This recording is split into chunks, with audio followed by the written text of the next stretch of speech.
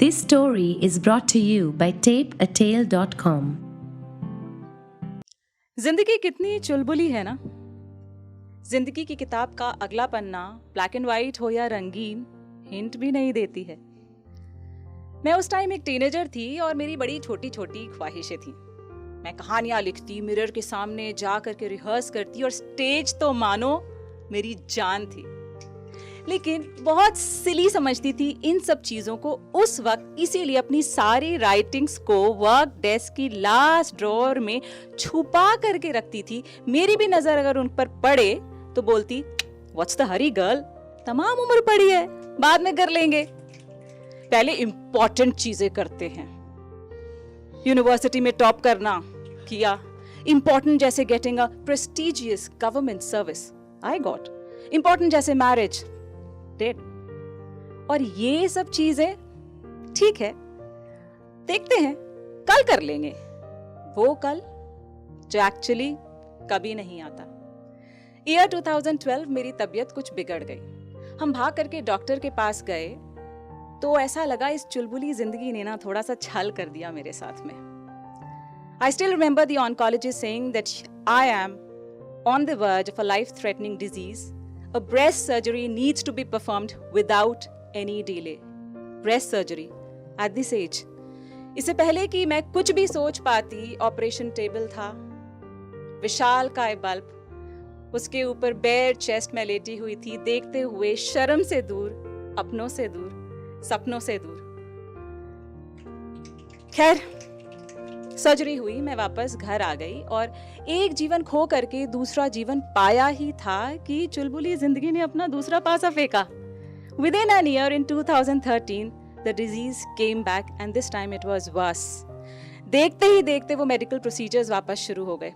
FNAC, MRI, core biopsy, शरीर में हजारों सुइयां, वही एनेस्थेसिया, वही OT, वही टेबल, वही विशालकाय बल्ब और उसमें डूबते हुए मेरे सपने, मेरे अपने। जब लौट के घर आई अस्पताल से, मैं टूट रही थी, थक गई थी यार। और मेरे पास दो ऑप्शंस थे। पहला जो इंस्टेंट था, गुस्से में जिंदगी को झकझोर के पूछूं, डैम इट व्हाई मी, या फिर जिंदगी को पास बुलाकर बिठाकर सोचूं, डैम इट व्हाई मी। और मैंने दूसरा ऑप्शन चूज किया, समझने की कोशिश की उस दौर को जिससे मैं गुजर रही थी। अगर मुझे जीने को बस एक दिन और मिल जाए तो मैं क्या चाहूंगी? फ्रेंड्स, फैमिली, पार्टीज, रिलेटिव्स, या चंद लम्हे उनके साथ जिनसे मैं बेइंतहा प्यार करती हूं पर कभी टाइम ही नहीं मिला उनके साथ स्पेंड करने को। एक तरफ lucrative job, awards, rewards, name, fame, money, या फिर सिंपल प्लेजर्स ऑफ लाइफ जिसके लिए वक्त नहीं था, जैसे बारिश में भीगना, छत पे जाके खुली आवाज में चिल्ला करके गाना, इस बात की परवाह किए बगैर कि लोग क्या कहेंगे, दोस्तों के साथ जाके डांस करना, थिएटर, स्टोरी टेलिंग, राइटिंग, जिसमें मेरे लिए ना कोई नेम है ना फेम है, but that is where I belong. और इस अधमरे शरीर में पता नहीं कहां से एक हल्की सी जान आई। बैंडेज खुलने का इंतजार भी नहीं किया, लड़खड़ाती हुई वर्क डेस्क के पास गई, ड्रॉअर खोला, नीचे से फाइल्स में ठंडी पड़ी मैन्युस्क्रिप्ट को निकाला, खोला और उसको कंप्लीट किया। अपनी पहली राइटिंग हफिंगटन पोस्ट पे डाल दी। उस दिन से आज तक हर वो चीज करती हूँ जो छोटी है, थोड़ी है, बदसूरत है या खूबसूरत है, जैसी है, मेरी है, मुझे खुश रखती है। स्टोरीज लिखती हूँ, कहानियाँ लिखती हूँ, स्टोरी टेलिंग करती हूँ, थिएटर करती हूँ, स्विमिंग भी सीख रही हूँ, एक किताब लिख रही हूँ, पता नहीं छपेगी कि नहीं, कोई पढ़ेगा भी कि नहीं, but it does not matter any longer.